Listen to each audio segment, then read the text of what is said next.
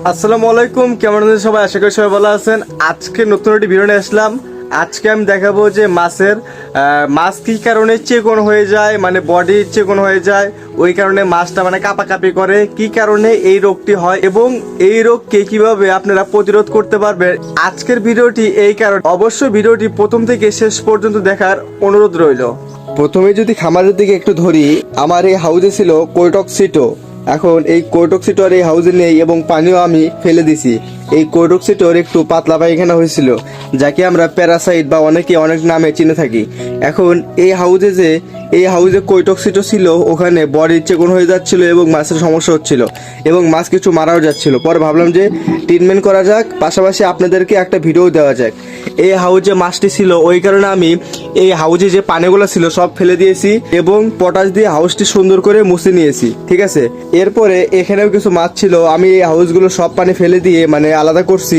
মূলত আজকের টপিক ওটা না, আজকের টপিক হচ্ছে হলো কিভাবে আমরা এই মাছগুলো সুস্থ করব।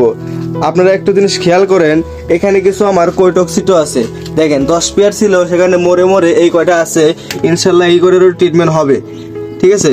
মূলত যদি আমি একটু ধরে দেখাই যে এই মাছের প্রবলেমটা কি, দেখেন এটা কিন্তু ব্রুট মাছ লোডেড ছিল, মানে আস্তে আস্তে এটা দুর্বল হয়ে যাচ্ছে এবং মানে বডি শুকিয়ে আসতেছে। মানে দেখেন মাছগুলো কিন্তু ধরাই যাচ্ছিল না, কিন্তু এখন সুন্দরভাবে ধরা যায়, ঠিক আছে। মানে মাছ দুর্বল হয়ে গেছে, ঠিক আছে। এটা হলো মূল কারণ।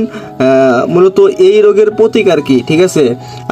আমি আপনাদেরকে আজকে কিছু ওষুধ বলে দিব, এই ওষুধগুলো আপনারা অ্যাপ্লাই করবেন, ইনশাল্লাহ মাছ আপনার সুস্থ হওয়ার চান্স অনেক বেশি, ঠিক আছে। মূলত কিভাবে কি করবেন, আর এখানে আমার কোরটক্সিটো অসুস্থ হয়েছে, আর এখানে আমার হলো রেড মস্কো, ঠিক আছে।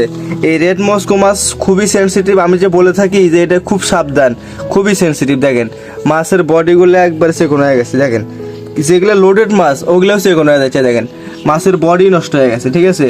হয়তো আপনাদেরকে বোঝাতে পারতেছি নাকি, কিন্তু মাছ দেখা যাচ্ছে যে হালকা কাঁপাকাঁপি করতেছে, ঠিক আছে।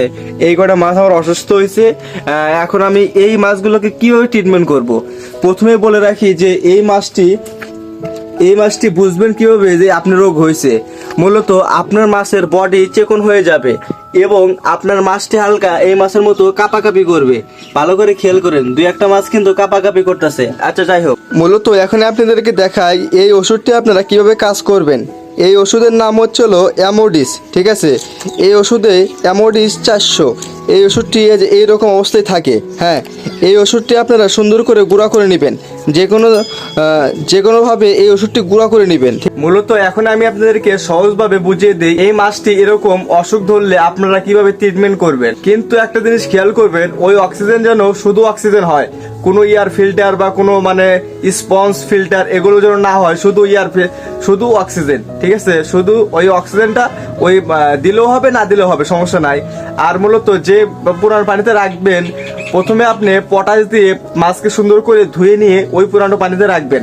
রাখার পরে আপনারা একটা ওষুধ দিতে পারেন, ওই ওষুধের নামটা আমি বলে দিচ্ছি, অ্যামোডিস।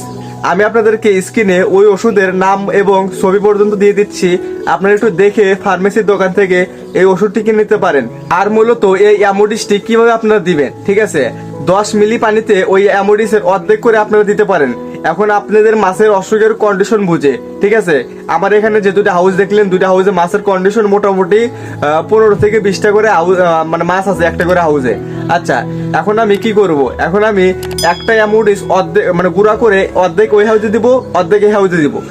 এখন মূলত ওই অ্যামোডিস কতদিন আপনি খাওয়াবেন, মূলত এই অ্যামোডিস ওষুধটি আপনি 7 দিন প্রয়োগ করবেন মাছের উপর।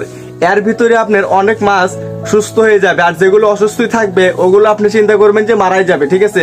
ওগুলো সুন্দর করে ফেলে দিবেন, আমার ডাইরেক্ট কথা, ঠিক আছে। এই মাছটির ওষুধ প্রতিদিন একবার করে দিলেই হবে। এইরকম ভাবে আপনি 7 দিন এই মাছকে যদি অ্যামোডিস ওষুধটি দিতে পারেন, তাহলে এই মাছটি সুস্থ হয়ে যাওয়ার সম্ভাবনা অনেক বেশি। আর অ্যামোডিস দেওয়ার আগে প্রতিদিন সকালে এবং বিকেলে, সকালে দিলেও হবে, বিকেলে না দিলেও হবে, সকালে আপনি পটাশ দিয়ে সুন্দর করে মাছকে গোসল করায় তারপর আবার ওই পুরনো পানিতে ছাড়বেন। আর একটা কথা বলে রাখি, যে পুরাতন পানিতে ছাড়বেন ওই পুরাতন পানিতে কিন্তু প্রতিদিন 50% পানি চেঞ্জ করতে হবে।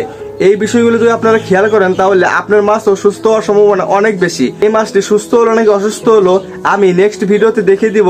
আর আপনারা অবশ্যই আমার ভিডিওতে লাইক করে চ্যানেলটিকে সাবস্ক্রাইব করে নোটিফিকেশনটি অন করে দিন। ধন্যবাদ।